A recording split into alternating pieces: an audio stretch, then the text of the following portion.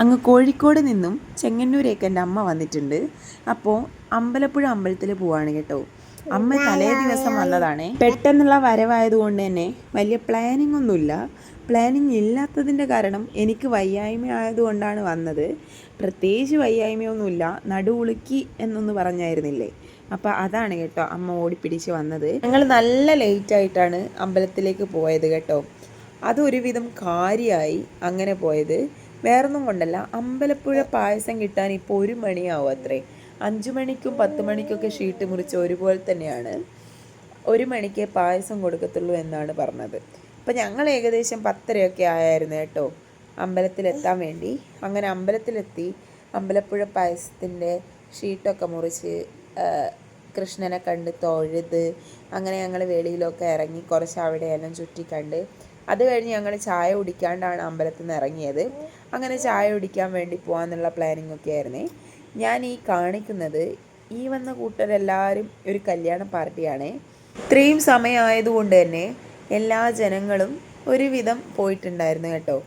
അങ്ങനെ ഞാൻ ഹോട്ടലിൽ പോകുന്ന വഴിക്ക് ഇങ്ങനെ നോക്കിയപ്പോഴാണ് ഈ പുഴയിലെ പായലെല്ലാം നീക്കുന്ന ഒരു വണ്ടി, ഒരു വണ്ടി എന്നൊക്കെ പറയാം. അപ്പം അത് കണ്ടതേ. ഞാൻ ആദ്യമായിട്ടാണ് ഇങ്ങനെ കാണുന്നത് കേട്ടോ. അത് പിന്നീട് JCB വന്ന് കോരും അത്രയും. അപ്പോൾ പിന്നെ റെസ്റ്റോറൻറ്റൊക്കെ എത്തിയിട്ടുണ്ട്. അങ്ങനെ കഴിക്കാൻ വേണ്ടി കയറുകയാണ്. ഇവിടെയുള്ള ഈ ചുറ്റുപാടൊക്കെ എനിക്ക് ഭയങ്കര ഇഷ്ടമായി. അതുപോലെ തന്നെ അവിടെയുള്ളവരുടെ ആ ഒരു വെൽക്കമും എല്ലാം അടിപൊളിയായിരുന്നു കേട്ടോ. പിന്നെ ഞാൻ കോഫി ആയിരുന്നു ഓർഡർ ചെയ്തത്. കൂടെ അപ്പവും വറുത്തരച്ച ചിക്കൻ കറിയാണ് കേട്ടോ. അങ്ങനെ അതൊക്കെ കഴിച്ച് അടിപൊളി ഫുഡായിരുന്നു.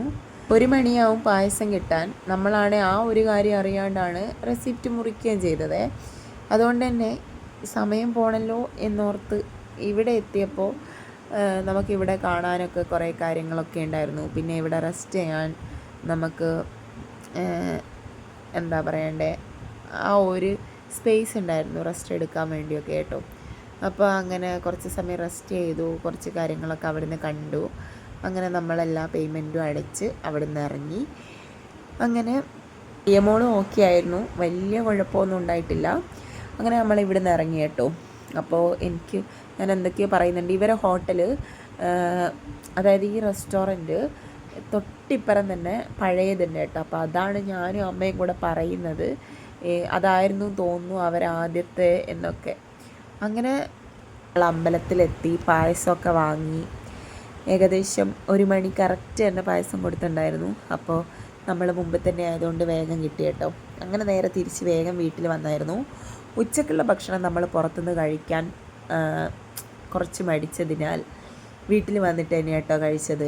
കാരണം വേറെ ഒന്നുമല്ല, വീട്ടിൽ അമ്മ കൊണ്ടുവന്ന മത്തിയും കൊഞ്ചനൊക്കെ ഇരിപ്പുണ്ട്.